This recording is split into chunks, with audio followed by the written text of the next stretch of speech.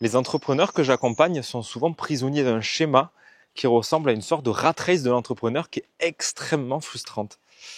Et je vais t'en parler à travers plusieurs exemples. C'est notamment quelque chose que je vois en ce moment chez des personnes que j'accompagne.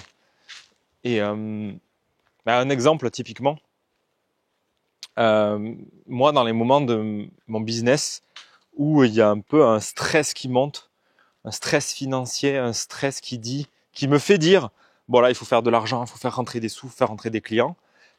Ce que ça produit, c'est que ça m'agite et du coup je vais chercher à encore plus faire, encore plus passer à l'action et avoir beaucoup plus de mal à me reposer, à prendre du temps pour moi, prendre des vacances, vraiment tout arrêter. Et je le vois ce truc-là, vraiment chez un certain nombre de gens, c'est hyper fréquent. Plus tu es en tension, plus tu es dans quelque chose où tu te dis, là vraiment il faut que je bosse, il faut que ça avance, il faut que, voilà, si je ne fais rien, il va rien se passer. Et, euh, et ça, c'est un raisonnement qui est vachement erroné parce que il y a un niveau où tu dis, bien sûr, si tu fais rien, il se passe rien. Si tu soulèves pas si tu vas pas à la salle soulever des barres, hein, tu vas pas avoir des muscles qui poussent. Si tu joues pas au piano, tu vas pas devenir bon au piano. Mais le biais, c'est de croire aussi que tu es le seul à être responsable de tes résultats. C'est se croire un peu séparé de tout. Moi seul contre le monde, self-made man, self-made woman. C'est moi qui subvient et c'est moi qui fait mon succès quelque part. Il y a de ça, c'est vrai à un endroit, et ça a ses limites, puisque du coup, le schéma dans lequel je vois mes clients et sur lesquels je les alerte, c'est de dire, ce n'est pas en faisant plus que ça va solutionner. Surtout quand en fait tu fais déjà beaucoup, parce que c'est surtout ça, c'est que tu fais déjà beaucoup. En tout cas, la plupart des gens qui me suivent, que j'accompagne, et peut-être toi qui me regardes, sont des gens qui me ressemblent, et donc des gens qui font beaucoup, qui ont vraiment une force de travail, d'acharné, et qui sont vraiment capables d'abattre beaucoup de boulot. Et ces gens-là, pour ces profils-là, ce n'est pas en faisant plus que ça va changer quoi que ce soit, ce n'est pas en faisant plus que ça va aider à sortir de la situation, à faire rentrer plus d'argent, etc. Souvent, le problème vient du fait que justement, tu ne lâches pas, que justement, tu ne fais que, tu restes coincé dans le faire. Et je ne compte plus toutes les fois de ma vie où j'étais complètement coincé dans ce truc de il faut faire, faire, faire, et j'ai lâché. Et quand j'ai lâché, que je me suis autorisé à glander, à aller balader, à à faire une petite retraite de médite, ou quoi que ce soit de ce style, alors à germer, à popper des idées, ah putain mais oui je vais faire ça, ah mais oui. Et c'est là que j'ai souvent eu des gros switches. C'est là que dans ma quête de vision chamanique, ça a popé de faire mon bouquin, d'écrire mon bouquin. Et écrire mon premier livre, ça a complètement changé la direction de mon entreprise, de mon activité à l'époque. Et ça a été dans plein de... Ça s'est répliqué vraiment à de multiples reprises, quoi. Donc souvent, la solution, elle n'est pas de faire plus, elle n'est pas de s'agiter plus, parce qu'en fait, c'est ça, c'est ce qui se passe, c'est que c'est plus d'action, et plus d'action mue par de la peur. Donc c'est pas dit que ça soit efficace. En tout cas, moi, ça n'a jamais fonctionné. Et souvent, quand j'ai lancé des choses comme ça, lancé des produits, lancé des offres, essayer de proposer quelque chose dans ces moments-là où je me disais, là, il faut faire plus, argent, sécurité, tout ça. Le fait est que ça donnait rien en fait, rien d'intéressant. Là où en fait, quand il y a cette peur, quand il y a ça qui pop, c'est de me rendre compte qu'il y a mon mode de survie qui veut faire plus, qui veut s'agiter, et peut-être m'autoriser à faire autrement et à juste prendre du temps pour moi, parce que c'est justement dans ces moments de vide, des moments de repos, de vacuité, comme là, tu vois, où tu balades, tu es en pleine nature, c'est tranquille, c'est là que tu crées de l'espace pour que les idées germent. C'est depuis ce vide-là qu'il y a des choses qui viennent et qui émergent.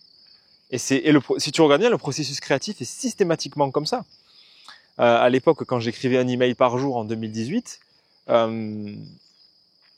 me posais à mon bureau Et puis quand j'avais pas d'idées, ce qui n'était pas très fréquent, souvent je savais ce que j'allais écrire, j'avais plein d'idées, je n'en manque pas.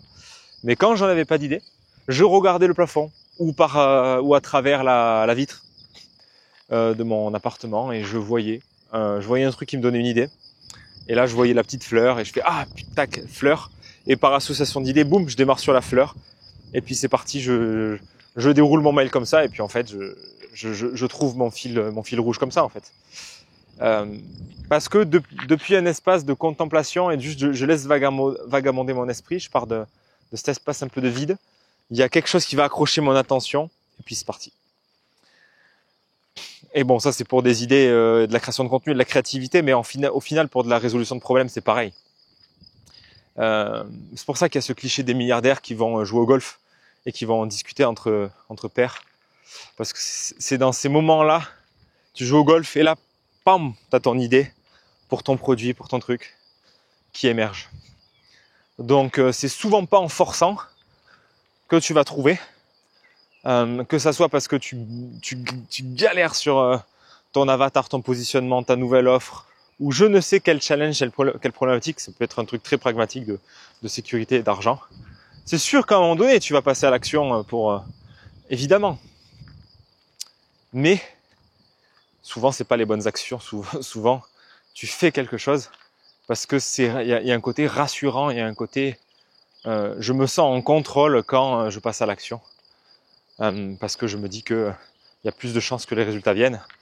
Sauf que si je m'agite dans l'action et qu'au final je navigue entre des formations, des vidéos YouTube, que j'écris des trucs, que je fais du montage et machin, je ne fais que m'agiter, alors que dans le vide, dans un espace de repos, de détente, peut émerger vraiment des réflexions géniales qui peuvent donner un tournant à mon activité.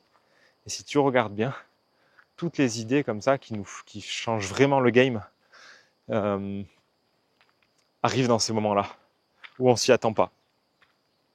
C'est Épanescence, qui est mon activité aujourd'hui depuis plusieurs années. Ça a pris cette direction-là quand je ne m'y attendais pas. Quand je suis parti profondément à la recherche de moi-même, avec de l'énéagramme, avec d'autres approches introspectives, et où je ne cherchais absolument pas qu'est-ce que je pouvais faire comme offre, comme business, etc. C'est venu spontanément.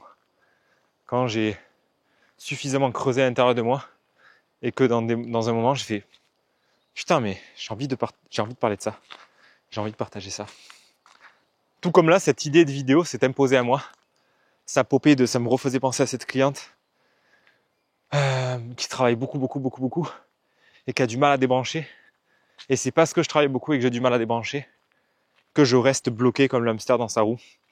Et c'est là qu'il y a besoin de casser la boucle, de sortir de la boucle, de passer en mode off, en mode week-end, en mode glandouille, en mode repos, aller au hammam, aller faire une sieste, aller faire une rando, ou que sais-je, pour laisser de l'espace.